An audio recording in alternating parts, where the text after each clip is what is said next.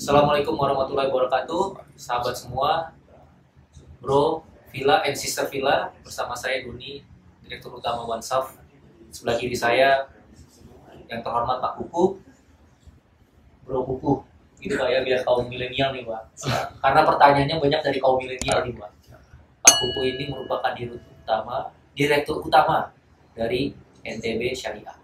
Senang bertemu Pak Kuku, sehat Pak Kuku? Alhamdulillah. Pak Kuku, sekarang ini kan era fintech Pak Kuku ya. Kami juga bekerja sama dengan Pak Kuku. OneSoft merupakan fintech syariah, salah satu mitra dari NTB Syariah. Tentunya sinergi ini bikin syariah semakin kuat Pak Kuku ya. Dan ke depan mudah-mudahan banyak membantu masyarakat Indonesia. Pak Kuku, tentunya karena Pak Kuku di sini nggak pakai lama-lama lagi nih pertanyaannya Pak Kuku. Kaum milenial ini kan banyak banget nih kebutuhannya Pak Kuku, terutama mobil, rumah, motor, terus ada juga yang mau butuh modal kerja. Tapi kita mulai dari yang kebutuhan rumah dulu Pak, sama kebutuhan mobil, gitu Pak. Banyak pertanyaan di tengah masyarakat ini, Bang, syariah ini sebenarnya syariah nggak ya? Atau syariah? Emang syariah bisa beli? Emang kan akadnya itu harus punya dulu. Apakah Bang syariah bisa beli? Terus ada pertanyaan, denda lah, asuransi lah. Ini membuat kaum milenial ini ragu. Padahal diharapkan bank syariah ini merupakan solusi. Untuk menjawab itu, tafadhol Pak Huku. Kita langsung Pak Huku untuk menjawab keraguan-keraguan teman-teman milenial terhadap bank syariah. Silakan Pak. Assalamualaikum warahmatullahi wabarakatuh. Tidak berani, masih tetap punya rekening di tempat riba. Wa iyyazubillah. Rezeki kita sudah dijamin di Villa. Rezeki kita tidak pernah tertukar. Maka segera tutup rekening kita yang ada di tempat riba. Karena 1 detik ke depan kita tidak ada yang tahu. Apakah kita masih hidup? Apakah kita masih bernyawa? Apakah kita masih sempat untuk bertobat kepada Allah? Ikhwafillah, jangan uang yang sedikit menjadi penyesalan tiada akhir.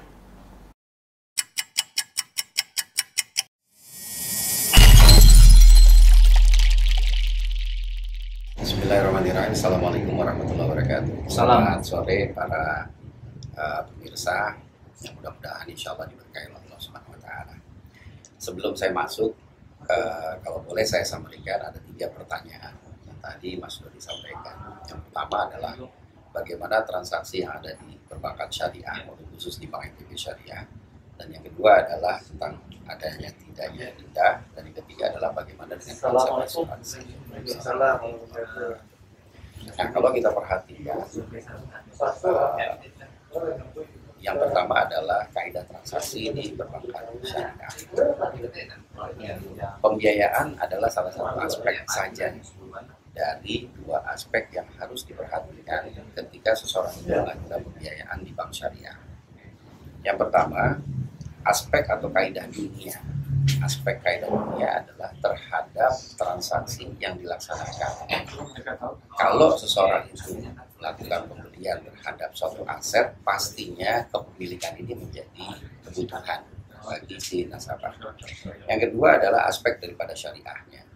Setiap transaksi yang ada di perbankan, pastinya ada akad yang melandasi, yang menjadi underlying terhadap transaksi tersebut. Nah, tadi yang ditanyakan adalah bagaimana apabila Anda ingin membeli rumah di bank syariah.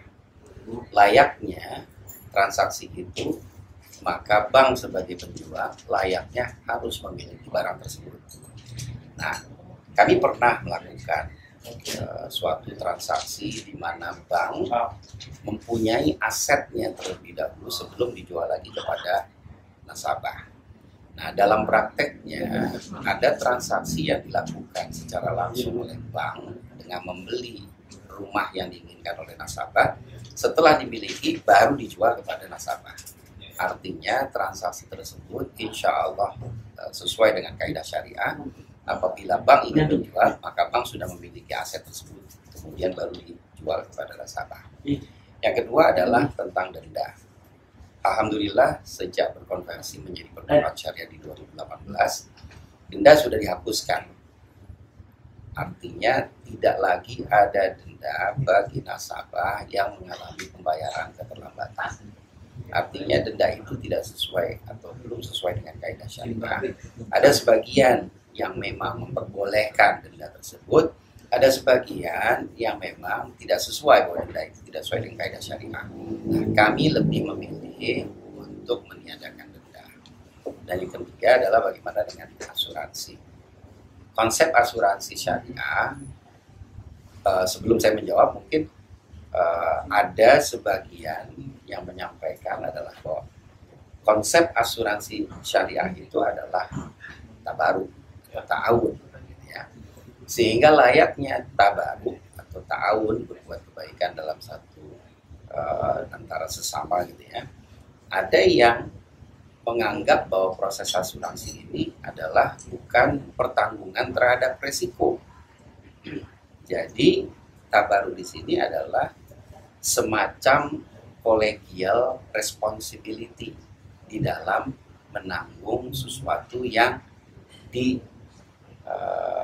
dibebankan kepada saudaranya.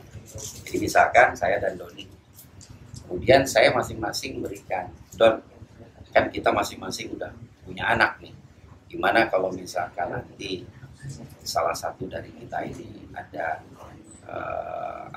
musibah gitu ya, kemudian anak-anak kita ini harus tetap lanjut sekolah. Akhirnya kita saling bertabaruk. Masing-masing dari kita memberikan 1 juta setiap bulan, 1 juta setiap bulan, 1 juta setiap bulan. Ya dananya dikumpulkan. Nah, qadarullah suatu saat ada saudara kita yang terkena musibah. Sehingga dia tidak bekerja lagi. Nah, kemudian saya bilang, Don, saudara kita ini ada musibah nih. Gimana kalau misalkan kita keluarkan dana tabaruk kita untuk membantu saudara kita. Nah, itulah konsep-konsep yang dilakukan oleh asuransi. Ada yang menganggap ini belum sesuai dengan kaidah, tapi ada yang menganggap bahwa tabaruk ini boleh dilakukan. Nah, sehingga kami mengambil yang terbaik untuk masyarakat dengan tetap memperhatikan kaidah-kaidah syariat di dalam menanggung satu musibah. Mungkin demikian. Ya. Jadi walaupun transaksinya berupa mobil, juga motor sama juga Pak Buge. Artinya Sama. bank itu bisa memiliki. Sama. Kan banyak nih keraguan di tengah-tengah bro villa dan sister villa nih.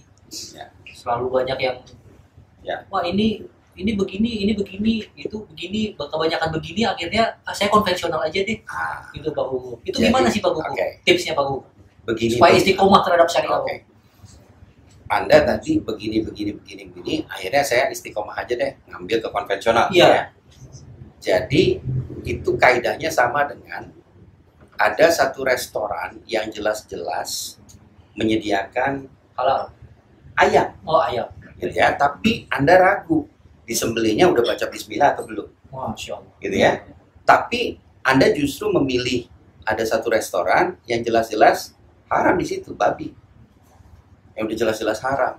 Nah, kaidahnya adalah kalau kita ragu, berarti kan ada proses untuk tabayun dulu. Iya. Bagaimana proses transaksi yang ada di bank syariah. Nah, kalau khusus untuk mobil ataupun motor, itu jauh lebih mudah. Oh. Jadi biasanya bank syariah ini bekerja sama dengan dealer. Jadi pada saat dia mau beli motor atau mobil gitu ya, itu kita akan kontak dengan dealernya. Pak, Bapak ada nggak motor ini satu, mobil satu, jenisnya ini nih. Harganya berapa misalkan? Harganya 250 juta. Don, harganya 250 juta. Saya jual 350 juta sama antum ya. Setuju nggak? Setuju. Deal, tanda tangan. Tanda tangan. Akad gitu ya. Deal. Nah, begitu sudah ini kita datengin. Kita datang. Oh, Bapak beli unit tersebut Pak? You beli. Langsung akad? Langsung akad dengan antum. Masya Allah. Berarti solusinya luar biasa nih Pak ya? Ya. Ada pertanyaan terakhir nih Pak. 2 pertanyaan terakhir deh sebelum saya tutup nih, gitu ya. Banyak di tengah masyarakat nih, ini marginnya apa? Ini margin apa bunga? Bank syariah. Ini margin apa bunga? Kok kayak bunga sih? Jadi di tengah masyarakat ini sekarang, terutama yang kaum milenial nih Pak ya, bro villa dan sister villa ini, pas dia minta sesuatu terus udah mendapatkan harga, loh ini kok Oke. ini bunga apa Oke. margin. Baik. Terus yang terakhir Pak, kalau kita udah menjelaskan dan lengkap semuanya, pasti pertanyaan terakhirnya ini Pak. Kok bank syariah lebih mahal daripada bank Baik. konvensional? Baik, Katanya bantu umat. baik, Kok bantu umat begini? baik, Kok kalau kayak gini mah memanfaatkan umat. baik, Tolong Pak, Buku Oke. dijawab pertanyaan Bro Villa dan Sister Villa. baik. Saya jawab pertanyaan yang kedua dulu. Ya, thank you. Karena ini lebih menarik. Tafadhol. Gitu ya. Tadi abang tanyakan kepada saya, kok syariah lebih mahal? Ya. Gitu ya. Nah, ini pasti konteksnya adalah dengan pembiayaan atau investasi atau kerjasama Ya. lebih mahalnya. Nah, saya balikan dulu kepada antum. Ya. Apakah ada di rukun akad manapun, baik itu musyarakah, mudharabah, murabahah, ijarah dan lain sebagainya, yang melarang untuk mengambil lebih tinggi? Tidak ada Pak. Tidak ada ya? Ambillah keuntungan. Ambillah keuntungan. Ya. Berarti tidak ada batasan. Ya. Kalau antum misalkan bilang bahwa ini lebih besar, sesungguhnya UMKM kita mengambil misalkan minuman air mineral, harganya 1.000 perak, dijual 2.500, boleh nggak? Boleh. Kenapa boleh?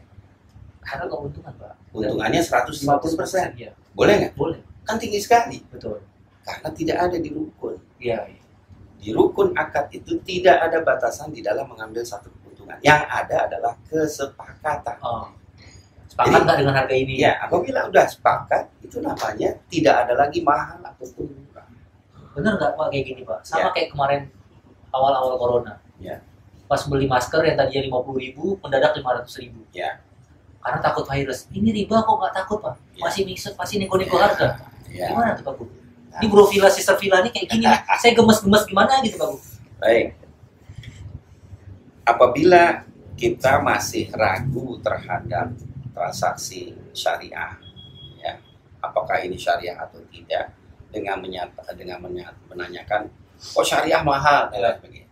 Sebenarnya kaidahnya bukan mahal atau murahnya. Kalau misalkan Anda mau tanyakan transaksi syariah ini, yang paling penting adalah bukan mahal atau murahnya. Yang paling penting adalah kaidahnya ini sesuai dengan syariah atau tidak. Berkah apa tidak? Ya. Kalau misalkan kaidah syariahnya itu terpenuhi, insya Allah semahal apapun Allah yang akan berikan rezeki. Masya Allah. Ketimbang Anda murah diberikan oleh bank konvensional tapi nggak berkah. Betul. Kalau di dunia ini kita nggak dapat azab, pasti Allah akan kasih azab. Masya Allah. Percuma mobil keren-keren Ya, riba. ya, Mending mobil biasa aja tapi ya, berkah Pak Bu ya. ya, Mana tahu Allah ganti lagi yang lebih 2 kali Pak. ya. Masya Allah.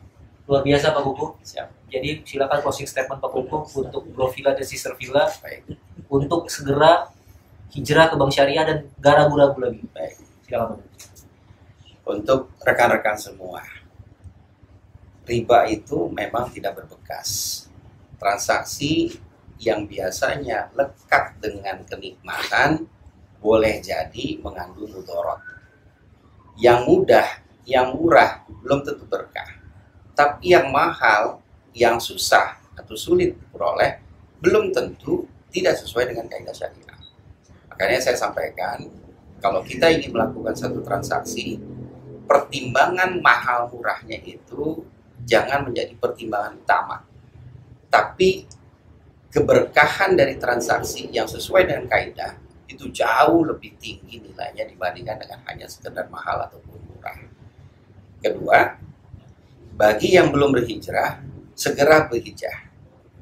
Karena kita nggak tahu kapan Allah akan mengambil kita.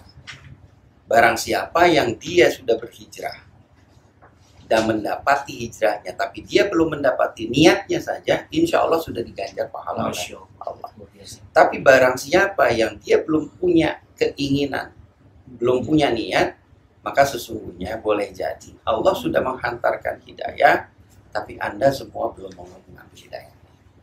Jadi jangan lupa, hijrahlah segera sebelum Allah menghijrahkan Anda ke akhirat, Masya Allah. di saat Anda masih belum bertobat. Masya Allah.